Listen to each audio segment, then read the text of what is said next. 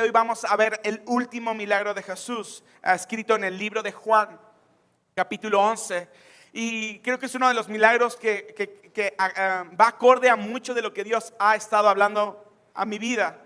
Y hoy quiero hablar acerca, y me dirás, pastor, ¿qué tiene que ver eso con las cuestiones de la voluntad de Dios?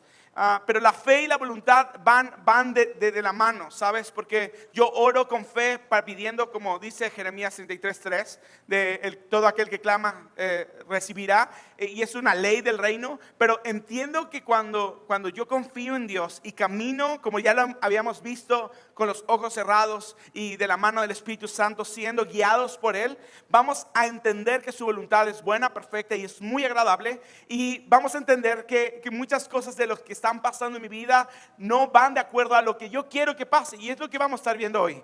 La fe y la voluntad de Dios. Cuando no entiendo la voluntad de Dios. Hoy, Espíritu de Dios, te pido que hables a nuestras vidas, que hables a nuestros corazones. Señor, así como lo dijo Pablo en Efesios 1, trae un espíritu de sabiduría y de revelación, conocimiento tuyo, alumbrando los ojos de nuestro entendimiento para saber cuál es la esperanza, la gloria a la cual nos has llamado. Espíritu de Dios, habla nuestras vidas, habla nuestros corazones si queremos ir caminando más allá de lo que tú quieres hacer en nuestras vidas. Gracias por este día, gracias por este momento. En el nombre de Cristo Jesús, y todos decimos amén, amén. Estos 3 días pasados estuve de visita con mi prima en Aguascalientes. Yo siempre que saben que les cuento partes de mi vida. Y para los que no lo conocen, mi prima Natalia estuvo aquí con nosotros y cantando, la directora de la Mies Kids y cosas por el estilo. Tuvieron por cuestiones de trabajo moverse a Aguascalientes, pero ella ha sido una persona muy, muy cercana a mí. Mi hermana, y fuimos a visitar las Aguascalientes, y gracias a Dios ella está esperando otro bebé. Y algo que puso mucho en mi corazón, estábamos hablando, pero cuando ella me dio la noticia y me habló por teléfono, y ella estaba, y es algo que hablamos en esos 3 días que estuve yo allá en Aguascalientes. Y mi prima es demasiado chillona, demasiado chillona. Y estuvimos platicando, y cuando ella, antes que decirle a los demás, habló conmigo en el grupo de la familia Guevara. Estábamos ahí antes de dar la noticia que estaba embarazada. Habló conmigo y me dijo: se me hace muy difícil platicar eso contigo. No sabía cómo decírtelo. Me dijo: pero ¿qué crees? Estoy embarazada, discúlpame. Y yo me quedé así: pero ¿por qué me está diciendo eso mi prima? Y ella me relacionaba, dice: no sabía cómo decirte, porque yo sé que ustedes están llevando esos 3 años buscando tener hijos. Y le digo: pero ¿por qué me dices eso? O sea, no me tienes, ¿por qué me pides disculpas? ¿O por qué te sientes incómoda con decirme estas noticias? Para nada, de verdad. Híjole, amo a mi sobrino Alonso, que está ahorita ya en Aguascalientes, y amaré, todavía no sabemos si es niña o niño, a mi próxima sobrina, que también va a nacer en el mes de marzo del próximo año. Pero hay veces que decimos empezamos a venir pensamientos de ¿por qué? ¿Por qué eso? Y es algo que yo estuve hablando con mi prima y mi esposa ahora que fuimos a Aguascalientes. Y es ¿por qué? ¿Por qué yo? ¿Por qué a mí me pasa esto? ¿Por qué a mí no me pasa esto? ¿Por qué he estado orando por tanto tiempo esto y no sucede esto? Y es lo que el día de hoy vamos a ver. Entonces ayúdame a abrir tu Biblia en el Evangelio de Juan, capítulo 11. Vamos a leer, tendríamos que leer del 1 al 44, porque es el momento donde está el milagro de la resurrección de Lázaro. Pero hoy vamos a acomodarnos en 18 versículos, el día de hoy. ¿Todos lo tenemos? Versículo 1 dice la palabra de Dios: un hombre llamado Lázaro estaba enfermo. Vivía en Betania con sus hermanas María y Marta. Versículo 2, María era la misma mujer que en tiempo después derramó su perfume costoso sobre los pies del Señor y lo secó con su cabello. Su hermano Lázaro estaba enfermo, así que las 2 hermanas le enviaron un mensaje a Jesús que decía: Señor, tu querido amigo está muy enfermo. Y empieza a poner atención a algunos dos datos que nos está dando la palabra de Dios. Dice, era su amigo, dice, Señor, tu querido amigo está muy enfermo. O sea, había una relación de amistad, de amor, de cercanía con Lázaro, Marta y María. Versículo 4 dice, cuando Jesús oyó la noticia, dijo, esta enfermedad de Lázaro no acabará en muerte. Puedes leerlo junto conmigo. Versículo 4 dice, cuando Jesús oyó la noticia, dijo, la enfermedad de Lázaro no acabará en muerte. Dice, al contrario, sucedió para la gloria de Dios, a fin de que el Hijo de Dios reciba gloria como resultado. Y quiero detenerme un momento en este. Antes de que Jesús empezara a hacer algo, Él estaba declarando lo que iba a acontecer en ese momento. Ahora, a lo mejor los discípulos en ese momento no entendían nada. O sea, ¿por qué Jesús estaba declarando esto? ¿Por qué Jesús estaba diciendo eso? ¿Por qué estaba diciendo, entiéndanlo, esta enfermedad no es para muerte, sino que para glorificar el nombre del Señor? O sea, Jesús estaba anticipando lo que iba a hacer. Pero yo creo que a los discípulos no les caía el 20 de lo que estaba a punto de suceder, de lo que ellos iban a experimentar, de lo que ellos iban a vivir. Ahora, pregunta, ¿en la enfermedad hubo muerte? Claro, Lázaro murió. Y no solamente murió, sino Jesús llegó 4 días después de que él ya había muerto. Pero entonces, ¿la Biblia se está contradiciendo o Jesús está hablando malas cosas? Ahorita lo vamos a ver más adelante. Dice versículo 5. Dice, aunque Jesús amaba a Marta, a María y a Lázaro, se quedó donde estaba 2 días más. ¿Cómo? La voluntad de Dios es buena, es perfecta y es agradable. Dice versículo 7, pasando ese tiempo les dijo a sus discípulos, volvamos a Judea. Pero sus discípulos se opusieron diciendo, Rabí, hace solo unos días la gente de Judea trató de apedrearte. ¿Irás allí de nuevo? Jesús contestó, cada día tiene 12 horas de luz. Durante el día la gente puede andar segura y puede ver que tiene la luz del mundo. Pero de noche se corre el peligro de tropezar porque no hay luz. Después agregó, nuestro amigo Lázaro se ha dormido, pero ahora iré a despertarlo. Señor, dijeron los discípulos, si se ha dormido, pronto se pondrá mejor. Ellos pensaron que Jesús había querido decir que Lázaro solo estaba dormido, pero Jesús se refería que Lázaro había muerto. Por eso les dijo claramente, Lázaro está muerto. Y por el bien de ustedes me alegro de no haber estado allí. Y vuelve otra vez la voluntad de Dios a conflictuar mi mente y mi pensamiento. Fue bueno que Lázaro muriera. Fue bueno que Jesús no estuviera ahí para sanarlo. Fue bueno, la voluntad de Dios no la entiendo. Y dice versículo 15, y por el bien de ustedes me alegro de no haber estado allí, porque ahora ustedes van a creer de verdad. Vamos a verlo. Versículo 16. Tomás, al que apodaban el gemelo, les dijo a los otros discípulos, vamos nosotros también y moriremos con Jesús. Cuando Jesús llegó a Betania, le dijeron que Lázaro llevaba ¿cuántos días? Dice, Lázaro ya llevaba 4 días en la tumba. Betania quedaba solo a unos pocos kilómetros de Jerusalén y mucha gente se había acercado para consolar a Marta y a María por la pérdida de su hermano. Primer punto, cuando no entiendo lo que pasa, sigo confiando. Sabes, Jesús en los primeros versículos, en el versículo 5, empieza a decir, aunque Jesús amaba a Marta, a María, dice, y a Lázaro, versículo 6, se quedó donde estaba 2 días, ¿sabes? Y en estas palabras, cuando Jesús empieza a decir, deben de entender que esta enfermedad no es para muerte, sino para que la gloria de Dios, estaba previniendo la mente de los discípulos. Y algo que quiero poner muy bien en claro, es que nunca voy a entender la voluntad de Dios. Y eso quiero dejártelo bien, bien claro. Nunca vamos a entender la voluntad de Dios. Y yo de regreso de Aguascalientes fui con un amigo, con Mark, y veníamos hablando y me decías, es que a veces no entendemos las cosas que pasan. Y le digo, Mark, estoy igual que tú. Porque si me voy a esas cuestiones de entender la voluntad de Dios, te quiero preguntar, ¿por qué yo tengo un tumor en la cabeza? Ahora, no lo estoy declarando, es la realidad. ¿Por qué hay un tumor en la cabeza? ¿Por qué es un macroadenoma en mi hipófisis? ¿Por qué? ¿Por qué Dios no me ha dado hijos? ¿Por qué? O sea, ¿por qué? O sea, no entiendo la voluntad de Dios, no entiendo por qué a mí me tuvo que suceder esas cosas. Ahora, no me estoy vanagloriando en mi pasado, pero si me voy a eso, yo le decía a Mark, debes de entender algo. La voluntad de Dios no la vamos a llegar a entender. ¿Cuántos padres hay aquí? ¿Cuántos padres quisieran ver muerto a su hijo?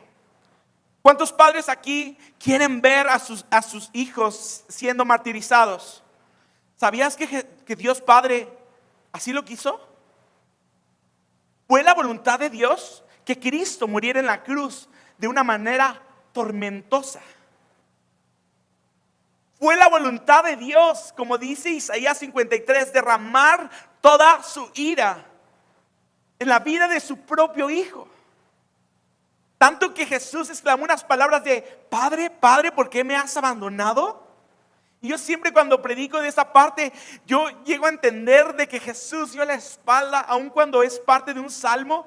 Pero yo entiendo a Jesús dándose la vuelta y decir: ya no puedo ver sufrir a mi hijo. Si lo dejo de ver, voy a parar la muerte. Pero fue la voluntad de Dios. Ahora, tú como padre de familia, ¿puedes entender la voluntad de Dios? Sí. ¿Sabes? No le entiendo el ver a mi hijo, pero cuando me volteo atrás y veo, Juan dice, es que porque de tal manera amó Dios al mundo que dio a su hijo. Empiezo a entender, pero si solo veo el contexto de que Dios Padre hizo que Jesús, su hijo, muriera en la cruz de una manera tormentosa, no lo puedo entender. ¿Por qué me pasan esas cosas? ¿Por qué estoy sin trabajo? ¿Por qué mi madre se murió? ¿Por qué mi hijo? ¿Por qué esto? ¿Por qué el otro? ¿Por qué? Acompáñame por favor a Romanos,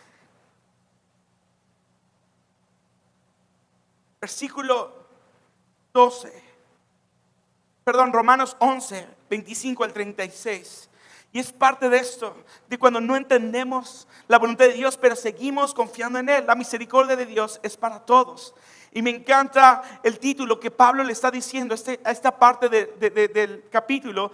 Versículo 25, leemos uno y uno. ¿Estamos? Nos juntamos en el último. Dice la palabra de Dios: mis amados hermanos, quiero que entiendan este misterio para que no se vuelvan orgullosos de ustedes mismos.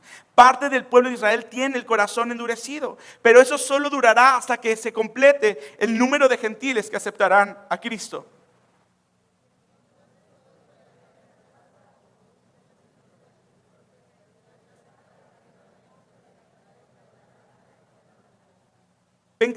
Y mi pacto con ellos es que quitaré sus pecados.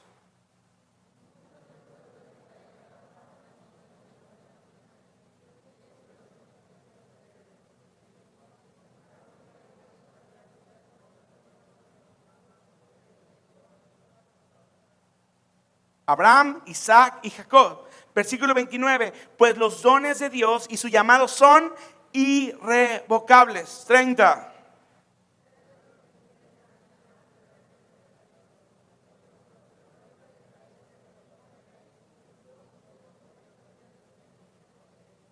Dice, ahora ellos son los rebeldes y ustedes, Dios les mostró su misericordia para que ellos también participen de la misericordia de Dios.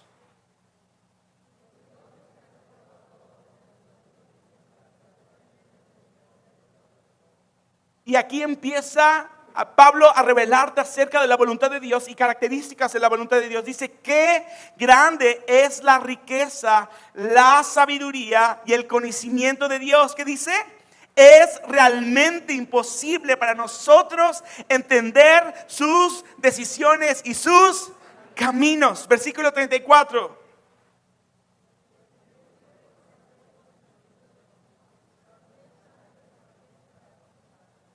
¿Y quién le ha entregado tanto para que él tenga que devolverlo? Todos juntos dice, pues todas las cosas provienen de él y existen por su poder y son para su gloria. A él sea la gloria, toda la gloria por siempre. Amén. Y si tú entiendes este párrafo acerca de la misericordia de Dios, sabes, Pablo está diciendo, Dios rechazó a su propio pueblo para que ustedes tengan bendición. Pablo está diciendo que los judíos, Dios puso un corazón endurecido para que nosotros los gentiles pudiéramos participar de la salvación. Y me dirás, a ver, ¿cómo?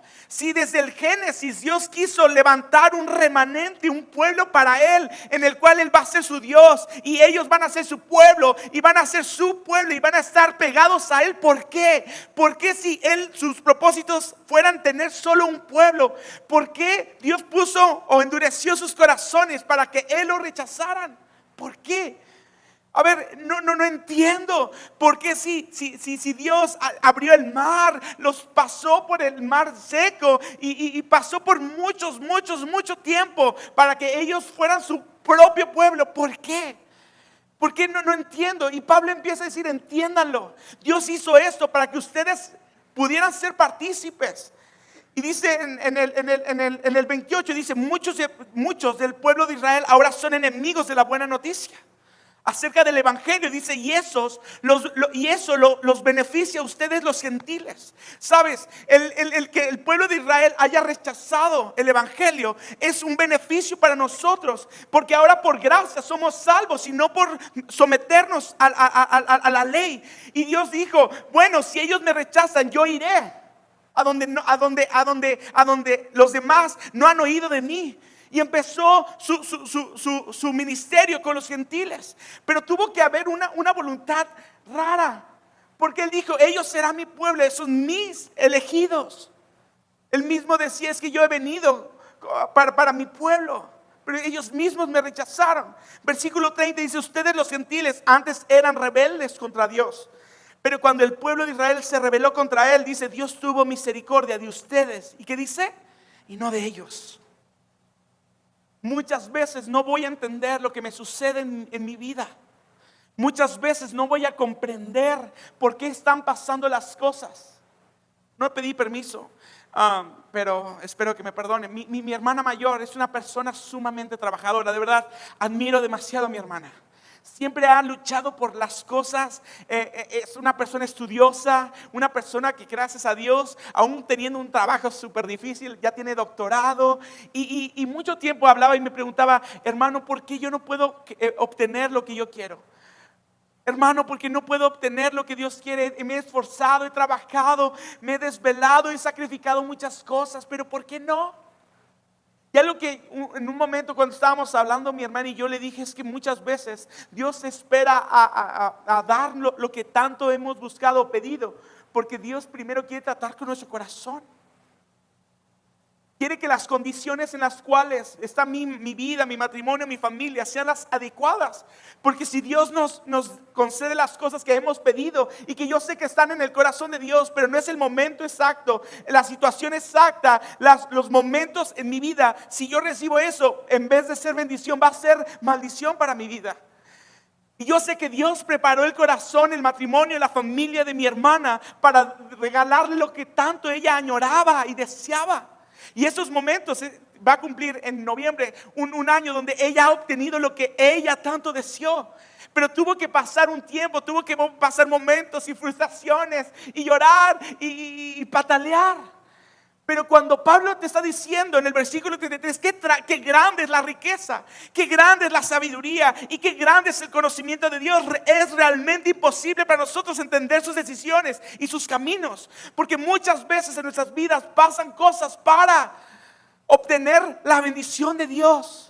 Porque hay veces que no voy a entender por qué me pasó eso, por qué me sucedió eso, por qué mi hijo murió, por qué mi abuelo murió, por qué mi mamá murió, por qué la pandemia, por qué tuve eso, por qué tuve el otro, por qué me detectaron eso, por qué me corrieron. ¿Por qué? Pero Pablo te dice, entiende algo. Voltea con la persona que tienes de lado, entiende algo. Nunca vas a poder comprender las decisiones de Dios. Nunca vamos a poder entender las decisiones de Dios. 1 Corintios 2:16. Pues, ¿quién puede conocer los pensamientos del Señor?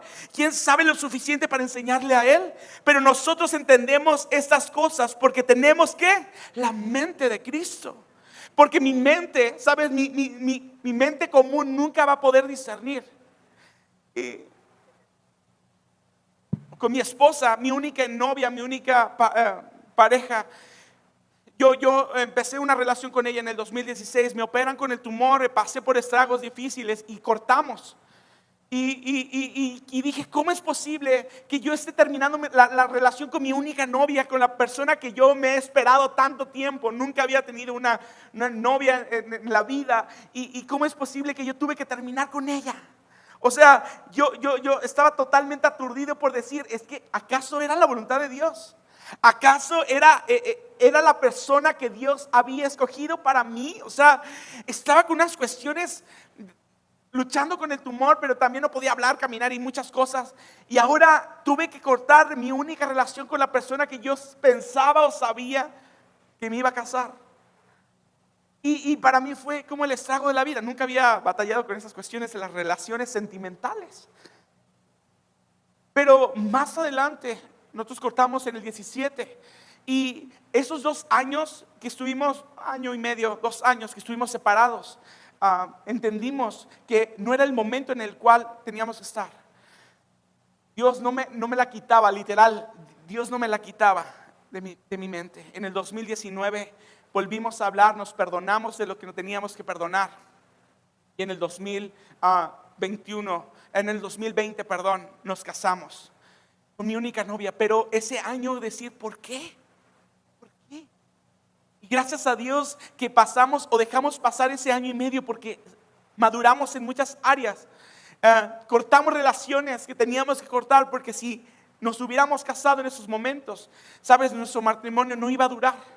No iba, porque estaban conjugándose muchas cosas. Pero decir, ¿por qué? ¿Por qué? Si yo me esperé 28 años, nunca tuve una novia, y cuando yo decidí tomar una decisión firme, orada muchos. O sea, no orada por mí, sino por toda mi familia, porque ya era el último, ya me estaban preparando las Biblias para forrarlas y poner todas esas cosas y decir, ¿por qué? Si yo tomé, busqué, oré, clamé, todas esas cosas, ¿por qué pasan esas cosas? Y cuando Pablo me dice, a ver, chamaquito, ¿entiende algo? No entiendes tú los pensamientos y las decisiones de Dios. No podemos entender los planes de Dios, pero sí podemos saber que Él cuida de nosotros. Jeremías 29:11, porque yo sé bien los planes que tengo para ustedes, afirma el Señor, planes de bienestar y no de calamidad, a fin de darles darles un futuro y una esperanza. Jeremías 29:11. Sabes, cuando vengan los pensamientos de Dios no cuida de mí, recuerda Jeremías 29:11. Pues yo sé los planes que tengo para ustedes, dice el Señor, planes para lo bueno y no para lo malo, para darles un futuro y una esperanza. Sabes, por eso este punto dice, a veces no entiendo los planes o la voluntad de Dios, pero algo que sí entiendo es que me voy a agarrar de Él. Me voy a agarrar de Él porque Él es mi Padre, porque Él me ama, porque Él cuida de mí, porque Él está cercano a mí y porque sé que Él tiene planes buenos para mí. Porque si yo me tomo de su mano y entiendo que Él no va a querer algo para mí que no sea para mi beneficio, lo voy a entender y voy a estar tranquilo y voy a estar, ¿sabes?, a gusto de decir, Él tiene planes para mí. Pero ¿sabes de lo que pasa? Es que el diablo siempre quiere turbar nuestras mentes. Isaías 26:3 dice, Él guardará en completa paz aquel cuyo pensamiento en Él persevera. No dice que aquel cuya mente está ocupada razonando y tratando de averiguar todo. Todo se mantendrá en perfecta paz. Pero ¿por qué a mí? ¿Y por qué yo? ¿Y por qué Dios no me ama? Y es que si Él es mi Padre, ¿por qué me sucedió esto? ¿Por qué tengo esta enfermedad? ¿Por qué mi hijo se fue de la casa? ¿Por qué? ¿Por qué Dios no me ama? La voluntad de Dios no es buena, perfecta ni agradable. Dios no tiene planes buenos para mí. ¿Por qué? ¿Por qué? ¿Por qué? ¿Por qué? ¿Y qué dice la Biblia? Dice, tú guardarás en completa paz aquel que cuyo pensamiento en ti persevera. Sabes, el diablo quiere traer a nuestras mentes pensamientos que quieren turbar nuestra confianza y nuestra tranquilidad y nuestra fe en Dios. Y siempre, ¿por qué tú? ¿Por qué yo? ¿Por qué yo? ¿Por qué? ¿Por qué me pasan eso? ¿Por qué no tengo trabajo? ¿Por qué no tengo? ¿Por qué? Mas en cambio decir, mis pensamientos están en ti. Y dice la palabra de Dios que es Jehová Jireh, aquel que es todo proveedor. Y dice aquel que Jesús dijo, pidan, porque entiéndelo, si Dios se preocupa de las aves y le da de comer, ¿qué tanto más se va a preocupar por ustedes que son, ¿qué? Sus hijos. Y hay muchas esperanzas, muchos versículos de esperanza. Dice, porque de tal manera Dios amó al mundo. También Salmos 23, aunque ande en valle de sombra de muerte, no temeré mal alguno, porque tú estarás conmigo. Estar confiados, resguardados de Él. Pero muchas veces nosotros dejamos que el diablo ponga pensamientos en los cuales nos turban, nos roban nuestra fe. Nuestra mente puede ser miserables. ¿Sabes? Nuestra mente nos puede hacer miserables porque a mí Dios no me ama, no se preocupa por mí. Podemos desperdiciar nuestros hoys. ¿Sabes? Mi hoy. ¿Sabes? Tratando de entender mi ayer, de por qué me pasó esto, por qué abusaron de mí, por qué me maltrataron, por qué me bullearon, por qué me pegaron. Y debe decir por qué. Pero debemos entender que podemos dar lástima o levantarnos poderosos sabiendo que todas las cosas que pasan en nuestras vidas tienen un propósito. Tienen un propósito. ¿Sabes? He entendido algo firmemente, es que todas las cosas que han pasado en mi vida es porque mi Padre así lo quiso. Y no reniego, y no es que me encante, ¿sabes? Oh, sí, y más, otro Señor, otro tumor. Gloria a Dios en las alturas. No, o sea, no estoy loco. Pero algo que he entendido, que mi Padre me ama. A ti te ama. Todas las cosas que me suceden son para mi bien. Son para mí. ¿Qué quieres? ¿Seguir con pensamientos miserables de por qué a mí? ¿Por qué Dios no me ama? Dios no me quiere. ¿O te vas a levantar confiado diciendo que Él tiene buenos planes para ti? Que hay un futuro, que hay una esperanza. ¿O vas a seguir amargado, amargada, tipo, sabes, ya no me llamen Oscar, llámenme Maro, porque estoy amargado, igual que Noemí? Me quitó a mis hijos, me quitó a mi esposo, soy viuda, nadie me quiere, nadie me ama. Me voy a amargar, o voy a decir, Dios tiene planes para mí. Estoy en el valle de sombra de muerte, pero Dios tiene planes para mí. Dios tiene futuro grandioso. Dios tiene cosas para mí. Y voy a ver y voy a caminar confiado en fe de que su voluntad es buena, es perfecta y es agradable. Y voy a ir y voy a cruzar el mar y voy a caminar sobre las aguas. Y voy a caminar en seco y Dios va a proveer y Dios va a hacer. ¿Cuántos dicen amén? Puedes darle un fuerte aplauso en esto, Dios.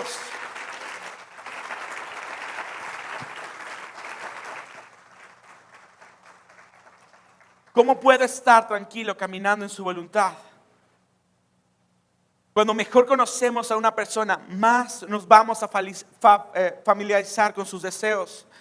Muchos dicen que el primer año de recién casados es el momento, porque ahí descubres las peores cosas de que nosotros dejamos los zapatos en la recámara, que no alzamos la tapa del baño y salpicamos todo, o no tapamos la tapa. Pero en el momento que estás conociendo a tu pareja, sus hábitos, sabes, algo que yo siempre me para el cuello es que yo he hecho más cosas por mi esposa. O sea, la he contagiado en otras cosas, porque ella le chocaba la cebolla y ahora come la cebolla, ¿sabes? Ella siempre llevaba pautas para ciertas cosas de la comida, y justo estábamos platicando de qué cosas ya antes no le gustaban y ahora le gustan porque ya se casó conmigo. Pero pasa lo mismo con Dios. Entre más yo lo conozco y tengo cercanía de Dios, más voy a estar tranquilo. ¿Cómo voy a estar o cómo puedo caminar tranquilo? ¿O caminar en su voluntad? La respuesta es conociéndolo. Conociéndolo. Y algo que me encantó y que lo estaba escribiendo Joss Meyer y en un devocional, dice, por ejemplo, un niño Puede ver una pelota que rebotó al otro lado de la calle, pero no corre tras ella porque sabe que mi papá no querría que hiciera eso. No tiene que pedirle consejo a su padre sobre cada situación en particular. Él sabe lo que diría su padre porque lo conoce. Lo mismo es cierto en nuestra relación con Dios. Mientras caminamos con Él, con el Señor, obedeciendo su palabra y confiando en su Espíritu, nos damos cuenta que tenemos la mente de Cristo, como ya lo leímos en 1 Corintios 2:16, porque ¿quién conoció la mente del Señor? ¿Quién le instruirá? Mas nosotros tenemos la mente de Cristo. ¿Cómo yo puedo caminar tranquilo en la voluntad de Dios? Conociéndolo, sabiendo de Él, sabiendo que las cosas que Él tiene para mí. Lo mismo que pasa con tu esposa. Ya no hago del baño parado o no levanto porque sé que va a ser una pelea con mi esposa. Entonces, si salpico, mejor agarro la toallita y la limpio. Tapo la pasta, porque si no se va a enojar mi esposa. ¿Por qué? Porque la he conocido. Y voy a saber qué es lo que ella va a hacer si ve que estoy haciendo eso. Es lo mismo con Dios. ¿Quieres estar en completa paz? Conócelo. Ya no vas a preguntar por qué. Y eso es algo que siempre nos hemos oído, sino ¿para qué? ¿Para qué, Dios? Ahora, ¿para qué? ¿Por qué está ocurriendo esto en mi vida? Versículo Proverbios 11:5 dice: la justicia del perfecto enderezará su camino, mas el impío por su impiedad caerá. Lo conocemos y eso nos ayuda a conocer su voluntad. Encontramos la guía del Señor fácilmente, porque Él está hablando su justicia en nuestra vida, enderezando nuestros caminos. Y cuando entiendo todas esas cosas, tenemos que terminar como 1 Tesalonicenses 5:18. Acompáñame a 1 Tesalonicenses. Y ese es el último punto que quiero hablar. Tenemos que dar gracias en todo. Apenas estuvimos en un congreso. No sé si alguien de aquí estuvo en ese congreso con Andrés Corson aquí en la Ciudad de México. Y él hablaba acerca de dar gracias en todo.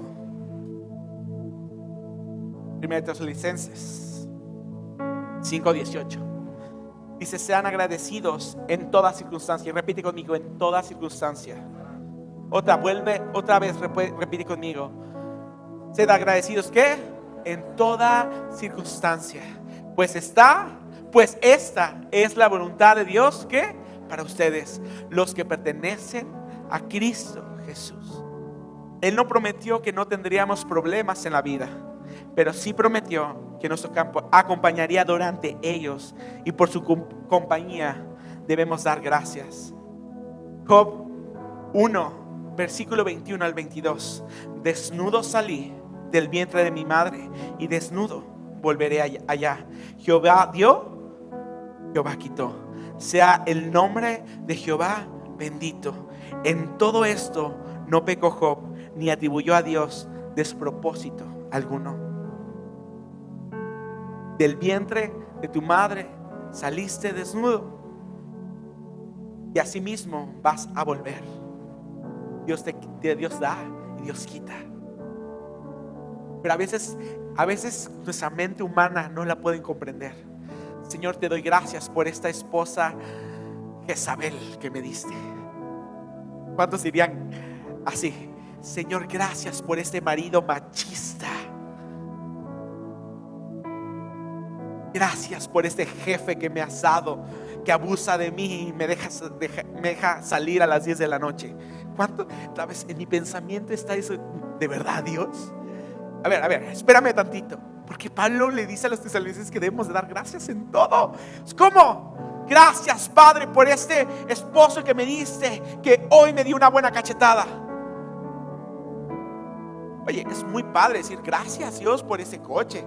Gracias, Dios, por esta casa. Gracias por este papá. Gracias por esta mamá. Wow, gracias, Dios. Gracias, wow, ese trabajo donde gano 50,000 pesos. Gloria a Dios.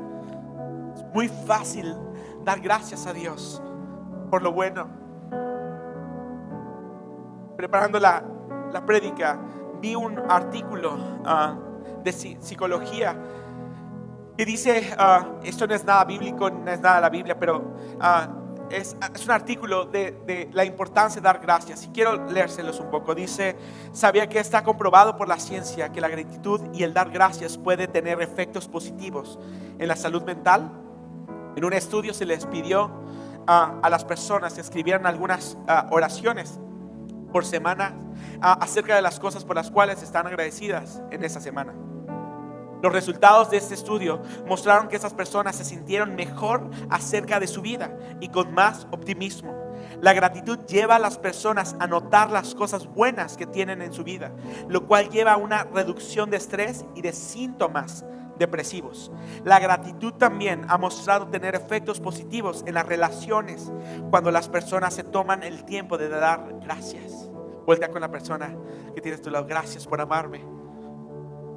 Gracias por estar a mi lado. Dice, esos efectos no solamente ocurren en las relaciones amorosas, sino también en las relaciones de trabajo. Gracias por pasarme el reporte. Gracias por hacer el aseo de la oficina. Gracias. Cuando un supervisor practica la gratitud hacia sus trabajadores, estos se sienten más motivados en el trabajo. Filipenses 4:6. Por nada estéis afanosos, sino sean conocidas vuestras peticiones delante de Dios en toda oración y ruego y con acción de gracias. Pablo te está diciendo: tienes que dar gracias en todo tiempo, por lo bueno y por lo malo. Porque así como el profeta nos dice que Dios tiene planes buenos para nosotros. No sé cuándo Dios me va a dar hijos. No sé cuándo vaya a suceder eso, pero algo que sí sé es que Dios tiene buenos planes para mí. A veces no entendemos la voluntad de Dios. A veces no entendemos las cosas que nos suceden. ¿Por qué me asaltaron? ¿Por qué me robaron? ¿Por qué me defraudaron? ¿Por qué? A veces no lo logramos entender. Pero lo único que tienes que entender es que Jesús se tardó 4 días para ir a resucitar a Lázaro. 4 días. Él esperó 2. Aún sabiendo que había Lázaro muerto. Y mi pensamiento dijo: pues si Jesús hubiera, como María y Marta se acercaron cuando Jesús vino y dijo: si tú hubieras estado aquí, mi hermano no hubiera muerto. Si tú hubieras estado aquí, mi hermano no hubiera muerto. Y me encanta cómo Jesús enfrente de la tumba dice: lloró. Y sintió sentimientos, porque era su amigo, era una persona cercana a él. Pero muchas veces ocurren muertes por un propósito. Igual que Lázaro, ocurrió una muerte. ¿Sabes para qué? Para que la gloria de Dios fuera manifiesta. Y como leímos, para que sus discípulos creyeran aún más en Él. La voluntad de Dios es muy buena. No seas un marito o una marita. No seas un amargado por las cosas que han pasado o sucedido en tu vida. No dejes que el diablo contamine tu mente. Sino entiende que Dios no es un hombre para mentir, que Él va a cumplir cada una de las palabras que ya nos ha dicho. Que su voluntad es buena, es perfecta y es agradable. Que Él tiene buenos planes para nosotros. Que Él guarda nuestras vidas. Que Él va delante de nosotros, guardándonos en medio de los problemas. Que Él guarda de nosotros y Él guarda de los animales. Que no va a guardar de sus hijos. No dejes que el diablo contamine nuestras vidas. Tenemos que confiar en Él, aún sabiendo y no entendiendo la voluntad de Dios. Porque ¿quién entenderá la voluntad de Dios? Nadie. Ponte de pie.